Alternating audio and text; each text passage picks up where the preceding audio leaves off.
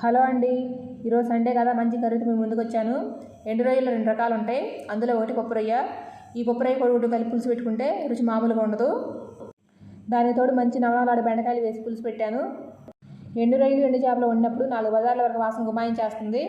నేను ఈ కూర ఎలా చేశానో చెప్తాను. ముందుగా ఆయిల్ వేడయ్యాక పసుపు వేసి కోడిగుడ్లు వేయించుకోవాలి. అవి వేయాక తీసి పక్కన పెట్టి జీలకర్ర, ఇంగువ, ఉల్లిపాయలు, పచ్చిమిర్చి ముక్కలు వేసి వేయించుకోవాలి. తర్వాత ముందుగా పొట్టు తీసి దంచి పెట్టుకున్న వెల్లుల్లి, వేడి నీళ్ళలో నానబెట్టి శుభ్రం చేసుకున్న పప్పు రొయ్యలు వేసి వేయించుకోవాలి. అవి కూడా వేగిన తర్వాత కరివేపాకు, బెండకాయలు, టమాటా ముక్కలు వేసి మగ్గనివ్వాలి. తర్వాత పసుపు, ఉప్పు, కారం, వేయించిన కోడిగుడ్లు వేసి బాగా కలుపుకోవాలి. ఆ తర్వాత చింతపండు పులుసు పోసి ఉడకనివ్వాలి. పులుసు బాగా దగ్గరకు వచ్చిన తర్వాత కొంచెం కొత్తిమీర వేసి దించుకోవాలి. ఆ ఎండు రొయ్యలు పులుసు ఉడకడం వల్ల మంచి వాసన వస్తుంది. ఆ వాసనకి ఎప్పుడెప్పుడు తిందామా అన్నం అనిపిస్తుంది. ఈ ఎండు రొయ్యల పులుసు ఒకసారి అలవాటు పడితే వదిలిపెట్టరు. లేకపోతే తప్పకుండా ట్రై చేయండి. వీడియో నచ్చితే లైక్ చేయండి.